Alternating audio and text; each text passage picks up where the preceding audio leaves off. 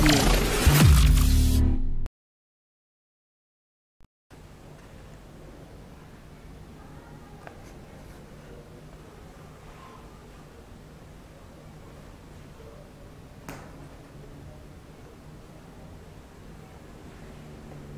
Sudah?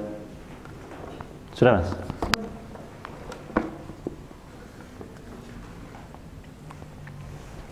Assalamualaikum warahmatullahi wabarakatuh.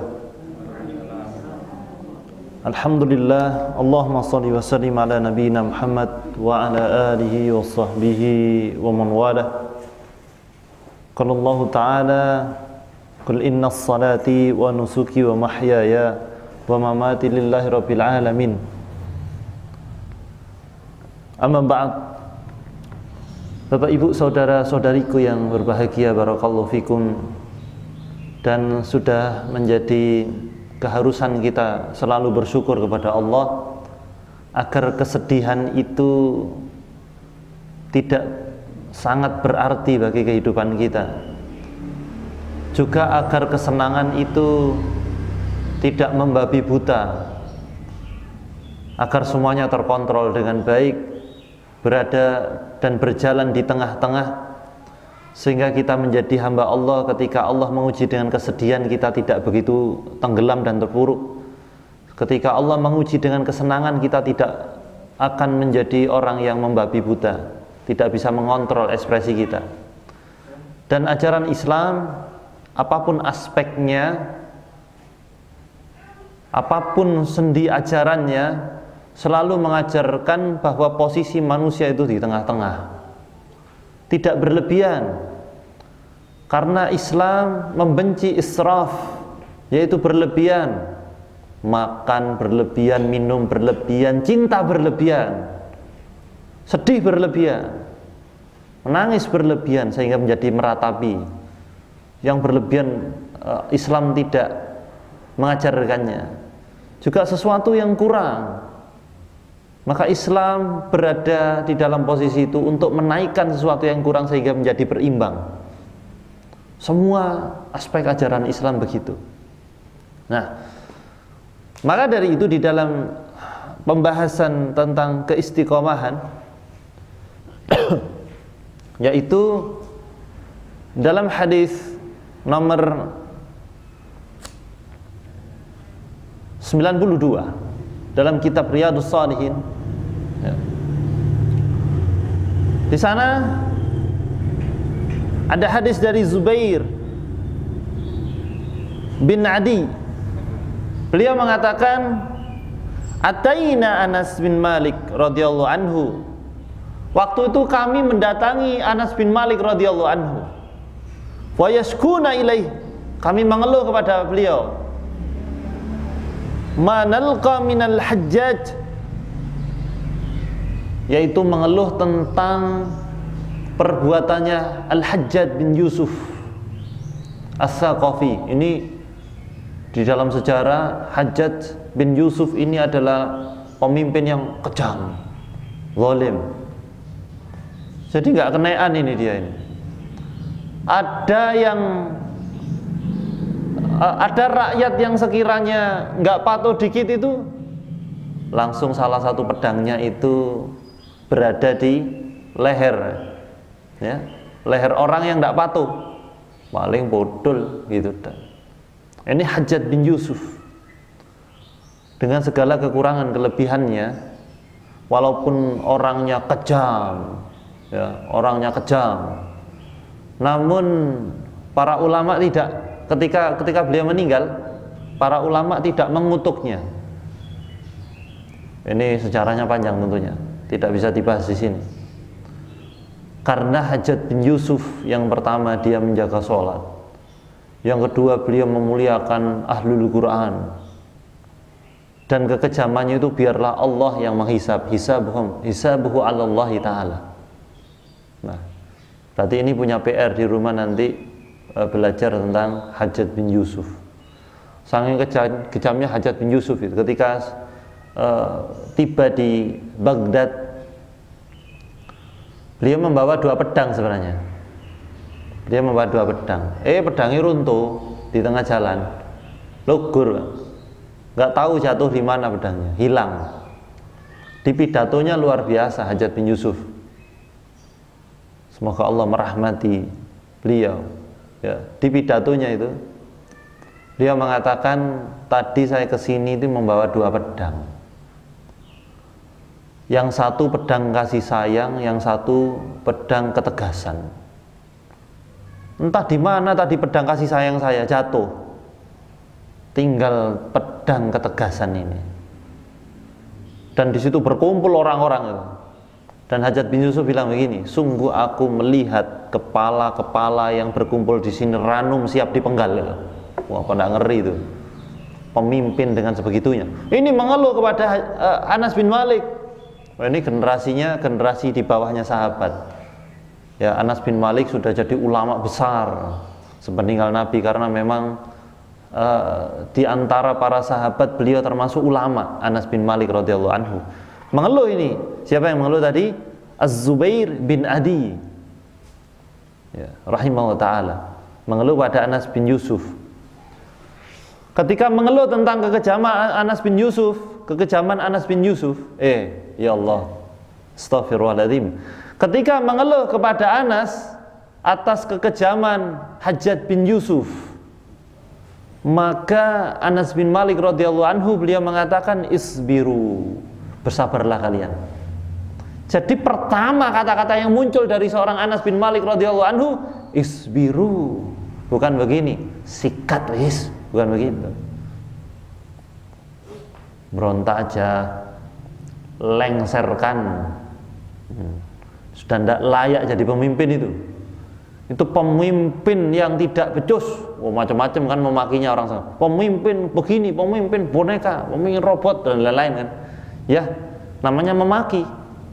Makian pasti tidaklah baik, namanya makian. Tapi lihat yang keluar dari lisan orang yang soleh ini, lisan laki-laki yang kemudian Allah ridho kepada salah satu di antara mereka, yaitu Hajjaj bin Yusuf radhiyallahu anhum wa radu'an. Allah ridho kepada mereka para sahabat, termasuk Hajjaj bin Yusuf. Ini yang Allah ridhoi, dan mereka ridho kepada Allah. Coba apa yang keluar dari lisannya? Isbiru, sabar. Maka jangan sepelehkan ketika kita mengeluh kepada teman kita, curhat ya. Wayashku itu tidak segera mengeluh, tapi curhat. Pasti yang keluar dari lisannya pertama, ya sabar, sabar. Jangan begitu.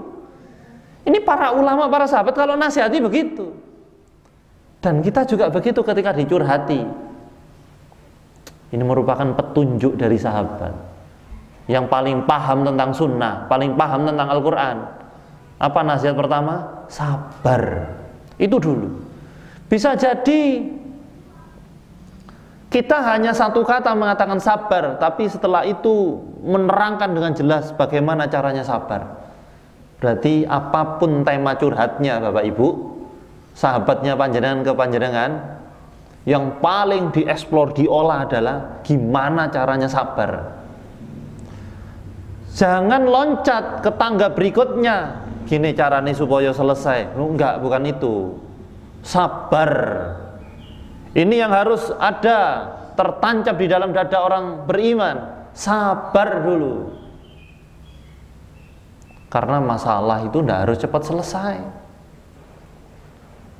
Loh kan kalau tidak cepat selesai tambah sakit hati saya. Loh, sakit hati penting.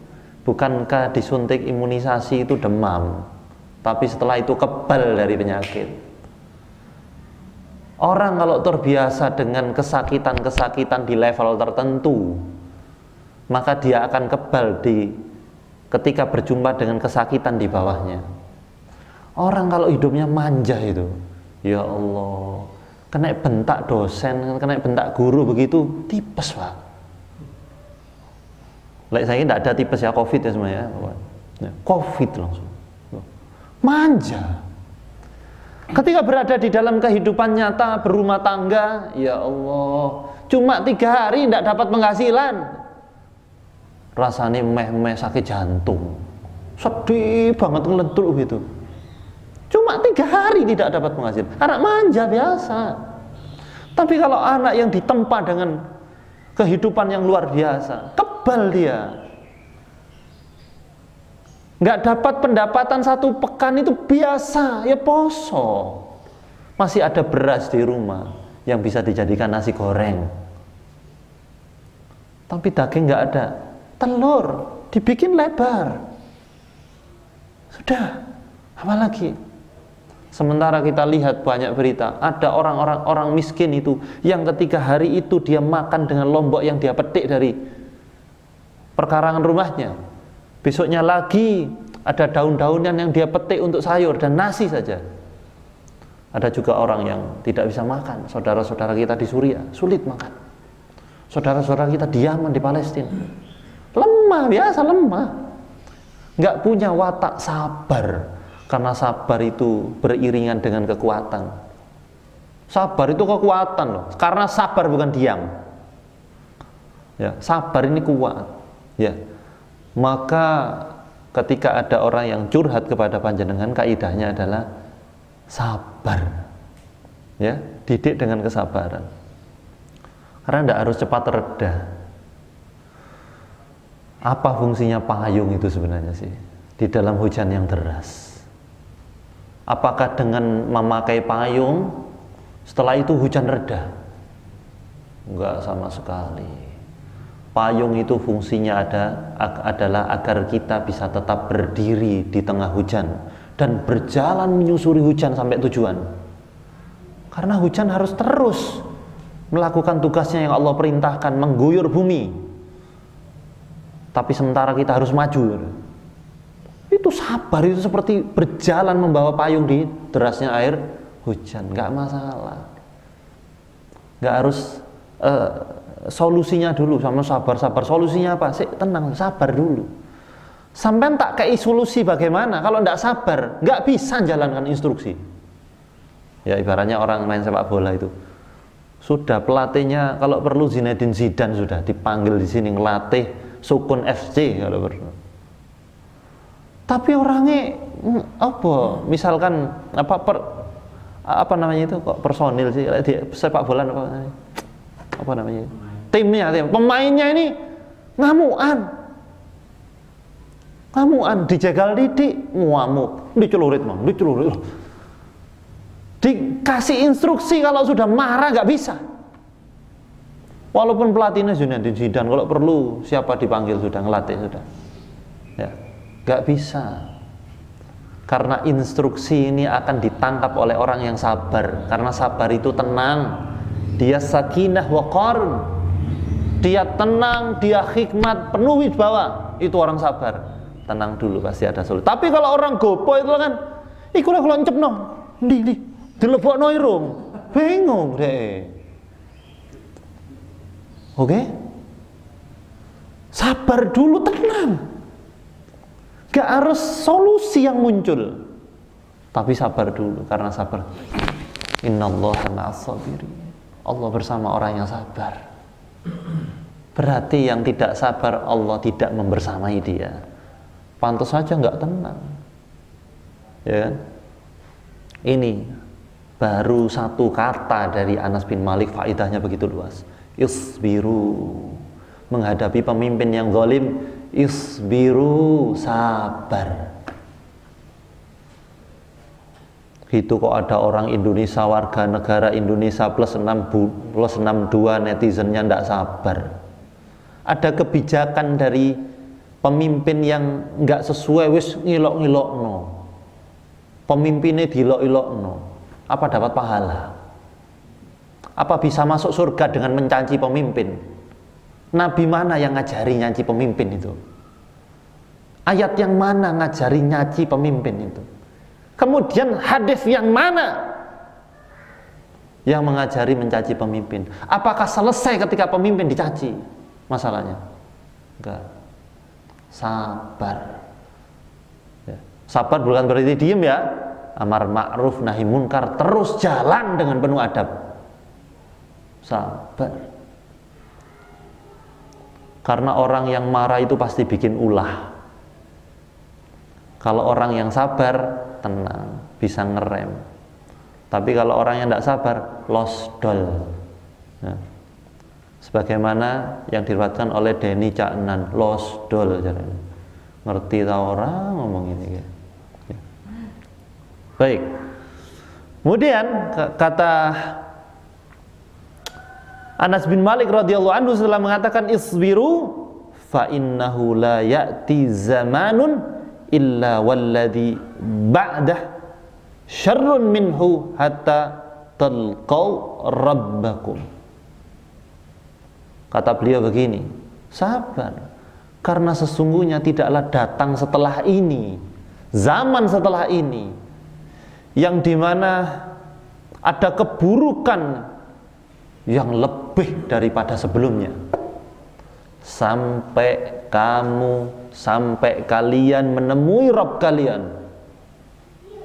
Wah, ini maknanya luar biasa. Sami'tuhu min nabiyikum sallallahu alaihi min nabiyikum sallallahu alaihi wasallam. Kemudian kata Anas bin Malik, aku mendengar ini, perkataan ini dari nabi kalian, min nabiyikum alaihi salatu wassalam. Itu rawahul Bukhari. Hadis ini diriwayatkan oleh Imam Bukhari. Begini faidahnya, Masya Allah, banyak banget faidahnya. Yang pertama, faidah di dalam hadis ini adalah diperbolehkan bagi pemimpin atau penguasa mengadu kepada ulama. Nah, ini. Mengadu kepada ulama, yaitu seorang rakyat pun begitu, menggunakan lisannya ulama untuk memberikan nasihat kepada pemimpin. Nah, kalau di kita ya ada perwakilannya. Jadi orang biasa kayak kita itu, apa ya didengar begitu loh. Itu yang pertama. Yang kedua, apakah kalimatnya tertata kalau mau memberikan nasihat kepada pemimpin? Lebih ilmunya kurang, pasti mencela. Nah, sehingga ini merupakan rangkaian amar ma'ruf nahi munkarnya orang awam kayak kita, masyarakat awam, yaitu mengadu kepada ulama, mengadu kepada Pak Kiai, Ustadz, para habaib, yaitu tentang kebijakan-kebijakan pemimpin yang tidak benar. Ini kami begini. Akhirnya ulama lah yang memberikan nasihat. Begitu. Lebih tertata, lebih tenang kondisinya, lebih nyaman daripada semua berkoar. Malah oleh dosa karena perkataannya buruk. Akhirnya dicela, bupati macam apa kayak modelnya lah, subhanallah. Ya. Karena tidak paham ilmu. Atau mengadu kepada anggota DPR misalkan. Kalau dua arah ya monggo, wakil rakyatnya dititipi ini keluhan, juga ulamanya, begitu ya. Kemudian ini menunjukkan bahwa kepemimpinan sejati itu sebenarnya ada di dalam dirinya ulama. Ini mengeluhnya kepada Abdul Malik bin Marwan apa Anas bin Malik? Anas bin Malik. Ngeluhnya tidak kepada khalifah ini.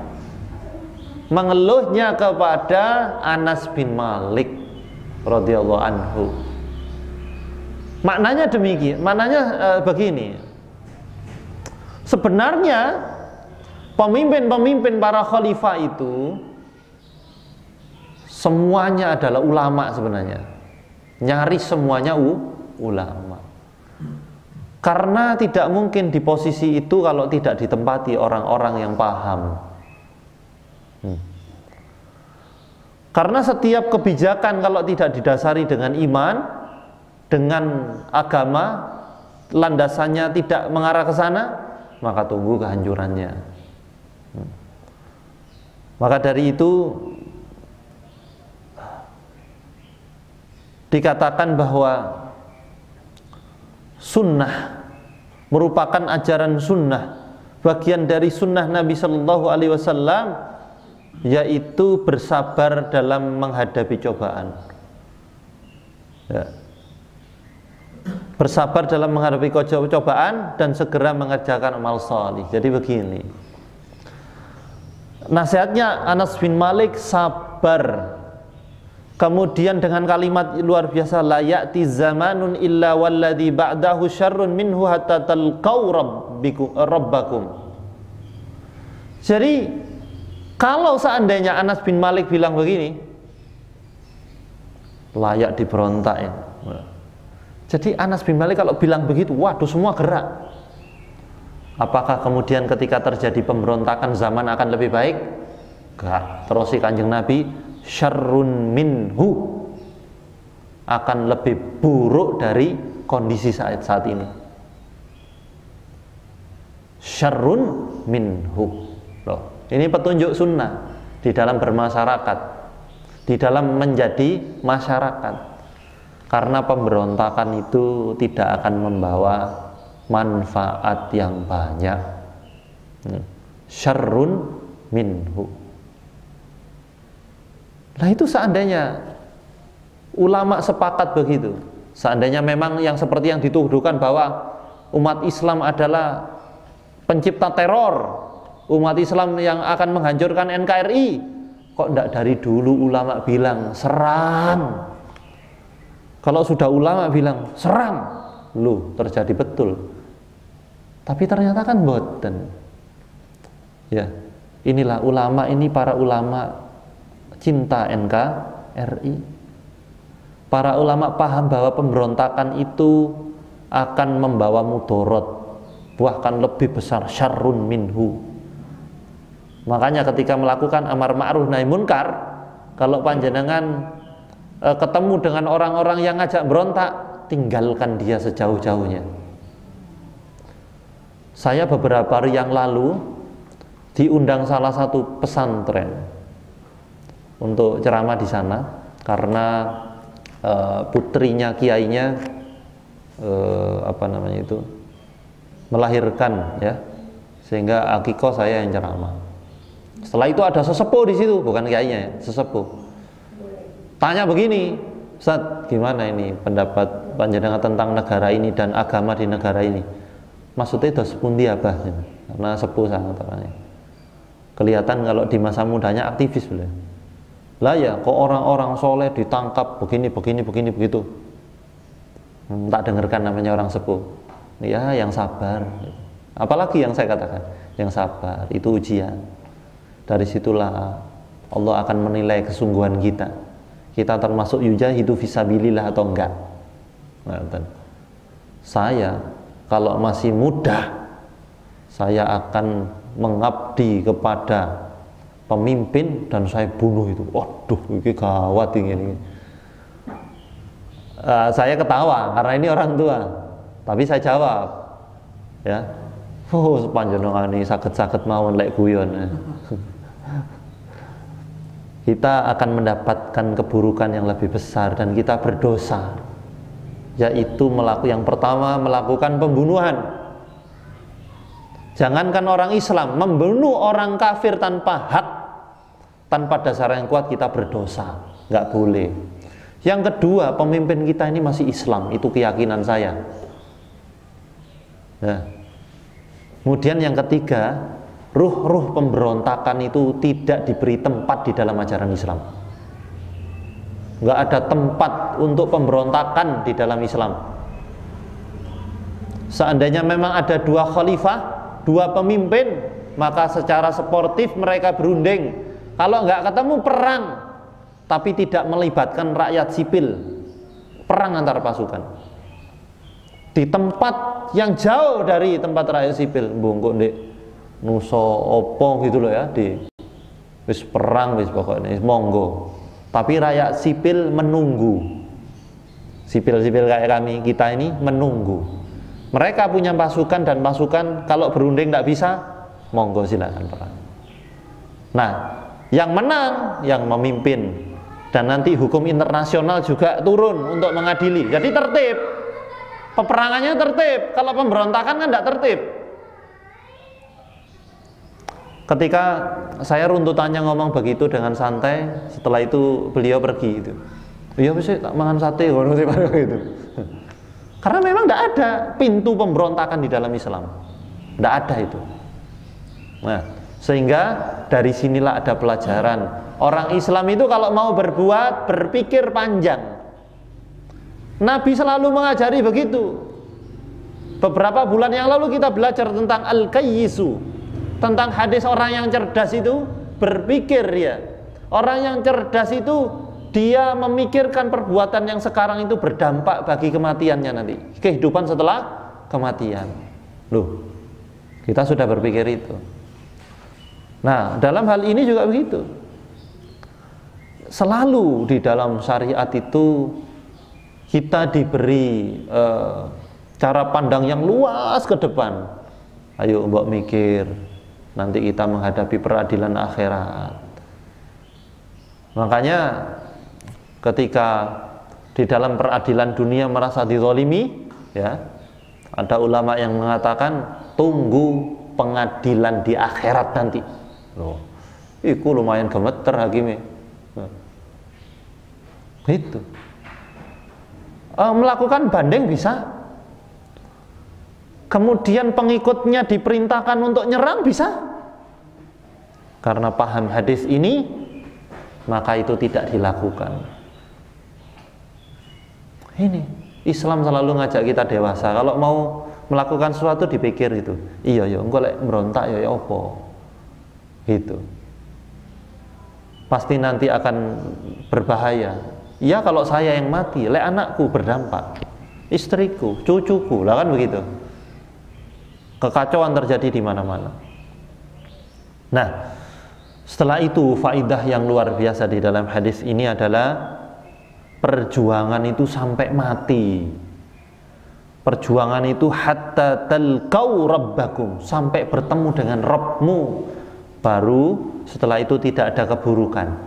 Kalau selama di dunia, ya ada keburukan itu. Ada perjuangan dari kita. Karena dunia tetap tempat berjuang, tempat menanam. Layah-layahnya nanti di surga, panennya nanti di surga, panennya di neraka bagi orang-orang yang buruk, orang-orang yang zalim, orang-orang kafir, orang yang tidak beriman kepada Allah dan Rasulnya, panennya di neraka. Nah, selalu diajak begitu. Dan di dalam hadis ini ada faidah luar biasa, yaitu semua butuh proses. Bersabar itu bahkan butuh proses. Mosok ngomong sabar ono pemimpin dolim, iya, tapi amar ma'ruf nahi munkar, cuma sabar, jangan berontak. Ya.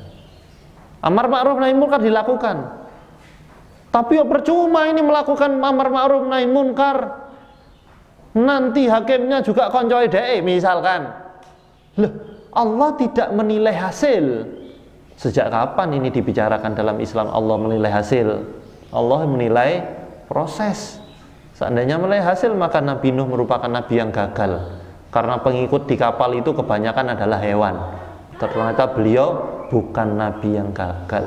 Beliau adalah nabi yang sukses, ratusan tahun berdakwah, yang ikut kebanyakan cuma hewan, manusianya sedikit. Gagal beliau? Tidak. Ya, sama sekali tidak. Bahkan keluarganya tidak beriman seperti beliau, tidak mengikuti keimanan beliau. Ya, ini semua butuh proses, nggak instan. Sehingga sabar itu apakah ada batasnya? Ada. Di mana batasnya? Mati. Ya. Batasnya sabar itu mati. Jadi tidak pantas orang beriman sudah ngaji hadis ini, sudah membaca hadis hatta talqau rabbakum, sabar sampai ketemu dengan Rabb kalian, terus Kanjeng Nabi, tapi kok yo enteng lisan ini, wis sabarku sentek. Loh, kok sing entekno sapa? Iki perasaane rengginang no sabar ini. Ndak bisa habis sabar itu. Karena sabar itu bukan benda, sehingga sabar itu bisa diminta kepada Allah. Yang punya stok untuk memberikan energi sabar itu Allah Subhanahu wa taala. Ya Allah, berikan kesabaran ya Allah. Makanya hiburannya kalau mau bersama aku sabar. Innallaha ma'as sabirin. Sesungguhnya Allah bersama orang-orang yang sabar. Sabar ini salah satu pangkal dari ajaran Islam. Sabar, syukur, sabar, syukur. Selalu begitu. Sabar, syukur. Dua kata-kata ini diingat-ingat betul. Sabar, syukur. Lah enak panjenengan. Gampang enteng, dadanya gampang lega. Iya Ustaz, aku 20 tahun ampek dodokku. Lah kok ya pasti ndak sabar, ndak syukur. Ndak sabar menghadapi pahala yang ada di depannya, yang berupa orang-orang terdekat yang mengganggu dia, dan dia tidak bersyukur dengan nikmat yang sedikit. Nikmat yang sedikit aja nggak bisa syukur, apalagi banyak. Makanya ada orang-orang yang kepingin kaya, sedikit aja nggak disyukuri, apalagi banyak. Enggak wis, nggak tak kei wong koyo ngono. Begitu kira-kira. Nah, syukur. Kalau syukur itu enak, energi qanaah ada di dalam diri kita. Akan plong terus. Coba panjenengan pirsani, panjenengan titeni. Orang yang sabar syukur, sabar syukur, sabar syukur, dia tidak akan terkena hipertensi, kolesterol, diabetes, tidak akan kena itu. Lu sabar syukur, serius. Lah kolesterol, darah tinggi dan diabetes itu kan bisa menjadi sangat meningkat dan cepat itu karena stres. Ya, karena stres. Coba disyukuri. Tidak perlu minum obat-obatan, minum empon-empon aja. Waduh, iki kok gula darahku drop, iki kok kuesel kabeh. Kencur direbus dengan kemudian diberi madu, seger. Ya, nak coger, enak seger. Ya. Kemudian ketika hidung tidak bisa membau, nggak usah panik, ambil air panas, ditetesi, bisa minyak kayu putih atau diaduk dengan bubuk kustul hindi. Setelah itu panjenengan kerukupan kain diarahkan ke baskom yang isinya itu, dihirup, insya Allah hilang dalam hitungan jam. Setelah itu husnudzan kepada Allah. Bismillahilladzi la yadurru ma'asmihi syai'un fil ardi wala fis sama'i wa huwas samiul alim. Tidak ada yang berbahaya di langit dan di bumi ini. Tidak ada yang berbahaya. Husnudzon dulu, jangan panik. Tambah nemen lek panik. Sabar, syukur. Alhamdulillah. Sabarnya kenapa? Ada pahala yang Allah antarkan kepada kami, pada kita berupa sakit. Jadi kalau mikirnya, aduh nggak iso ngambuh, mati aku mari, mati betul. Aduh mari ini melebu peti aku, masuk peti betul. Lah husnudzonnya tidak didahulukan. Syukurnya, alhamdulillah, walaupun tidak bisa mbau, tapi ini masih ada kesempatan. Seandainya panjenengan ada yang percaya dengan kan macam-macam, wong ono sing ndak percaya, yang percaya monggo, ndak percaya monggo, hak panjenengan itu. Kalau percaya berarti kalau di hidung apa syukurnya, bagaimana agar ini enteng dada? Alhamdulillah, virusnya seono di hidung, belum ke paru, kemudian memancing lendir menutupi alveoli, belum ke pencernaan, loh, ada di hidung. Kami banyak berjumpa itu dengan gejala-gejala kayak gitu. Sabar, tenang, obat. Ada penciuman yang Allah ambil nikmatnya sebentar. Mungkin hidung kita kebanyakan mencium sesuatu yang haram, yang tidak Allah ridhoi. Ada indera pengecap yang Allah cabut sebentar. Mungkin kita sering mengecap barang-barang haram dari harta yang nggak jelas, sehingga kita membatasi makanan apapun jadi nggak enak. dan kita ada rasa syukur ketika sembuh. Gitu. Baru kalau sudah darurat langsung nang IGD. Jangan terlalu bingung. Ya.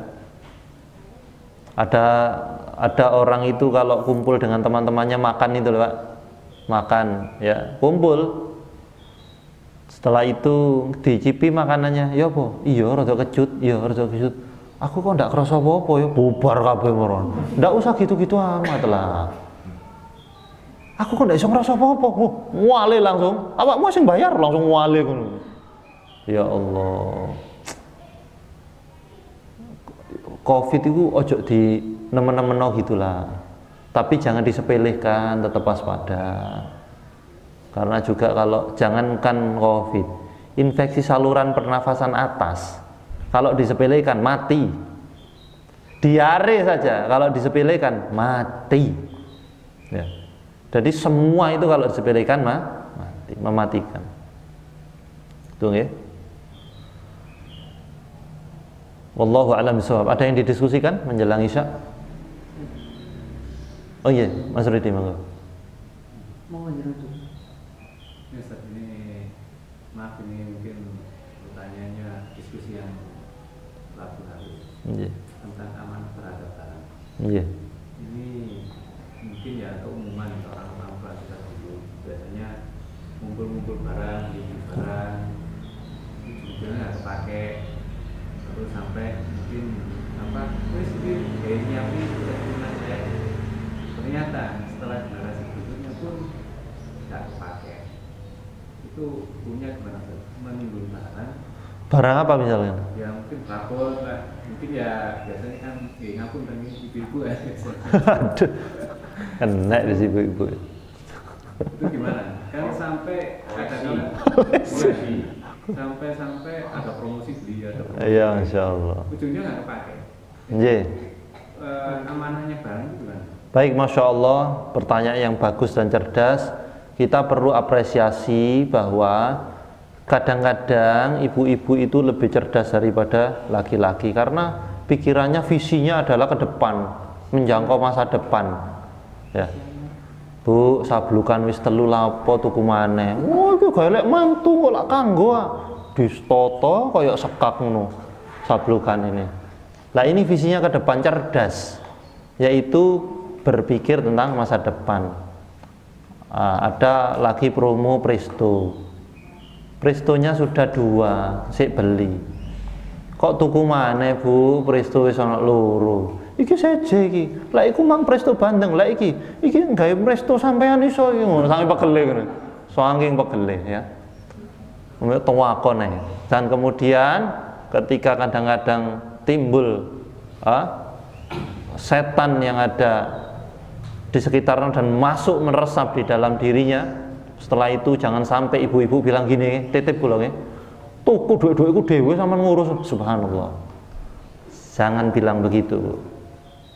Karena di dalam fikih nafkah ya, walaupun itu uangnya ibu, uangnya istri, itu memang miliknya panjenengan 100%.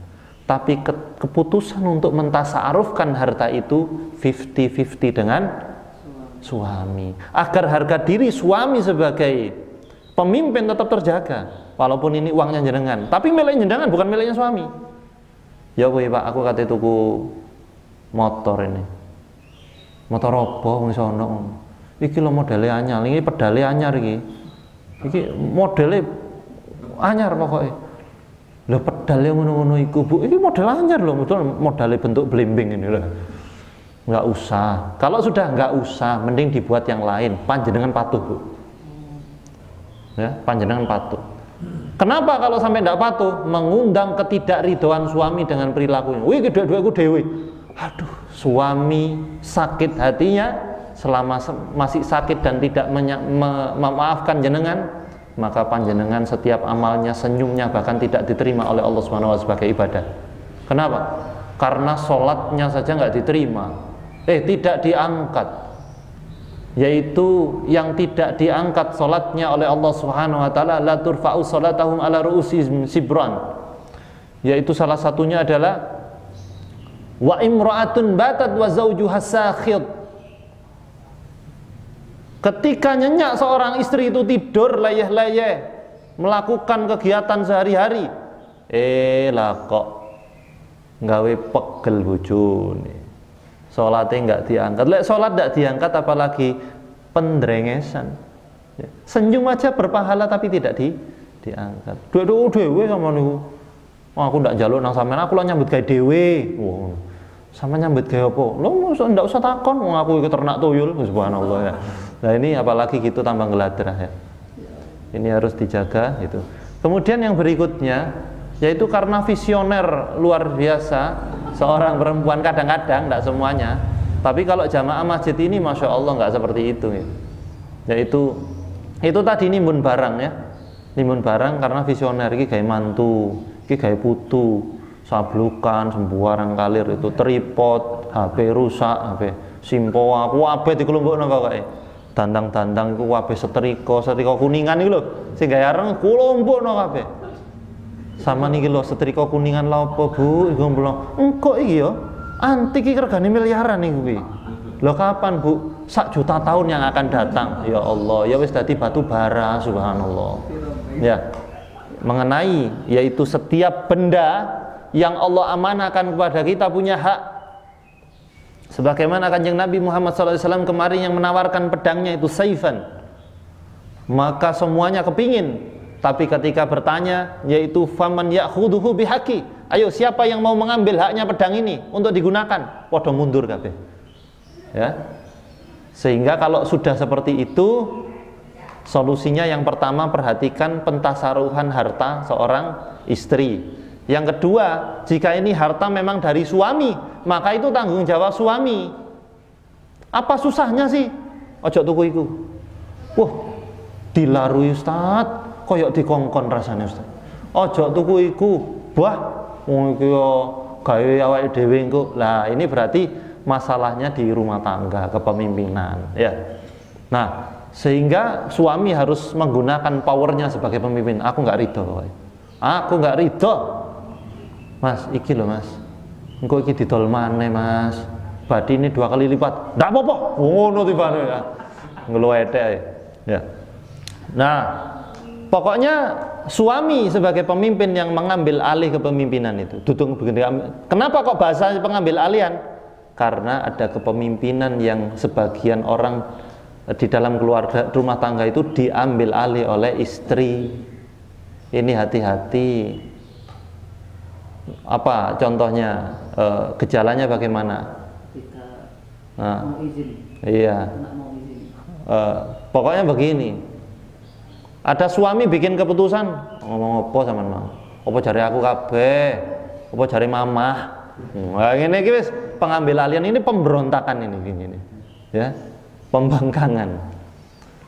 Nah, yang ketiga, jika sudah terjadi dandang dari segala ukuran, mulai dandang gawe bowo iku sing ngrebus apa namanya untuk adang 10 kilo sampai dandang gawe ngenget lemper cilik itu, semua wakeh kadung terjadi dan tidak dipakai.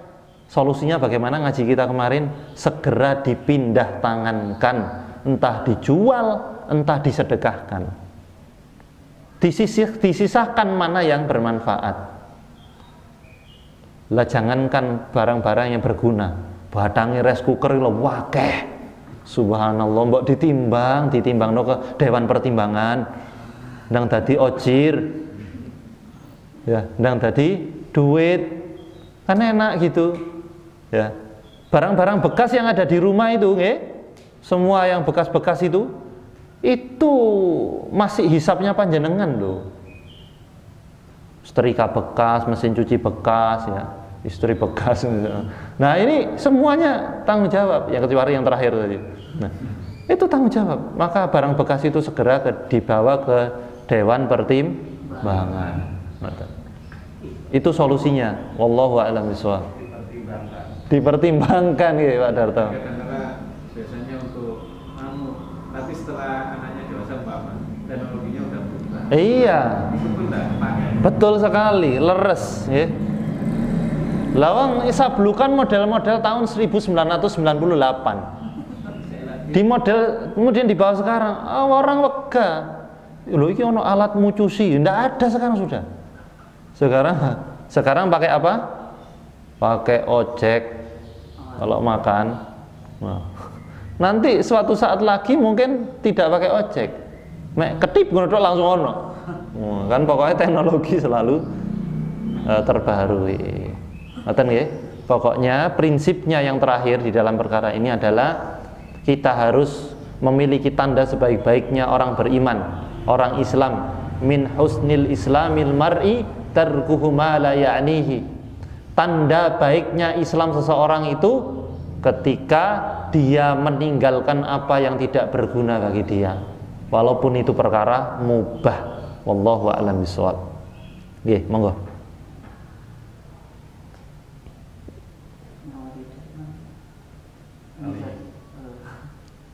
Kadang-kala anak itu nggak sabar sama orang tua, sampai apa ya, cekcok. Akhirnya seorang ayah itu marah sampai keluar kata-kata hewan. Karena sang anak itu nggak sabar. Bagaimana sih ketika orang tua berkata yang seperti tadi, sikap anak itu harus bagaimana? Baik.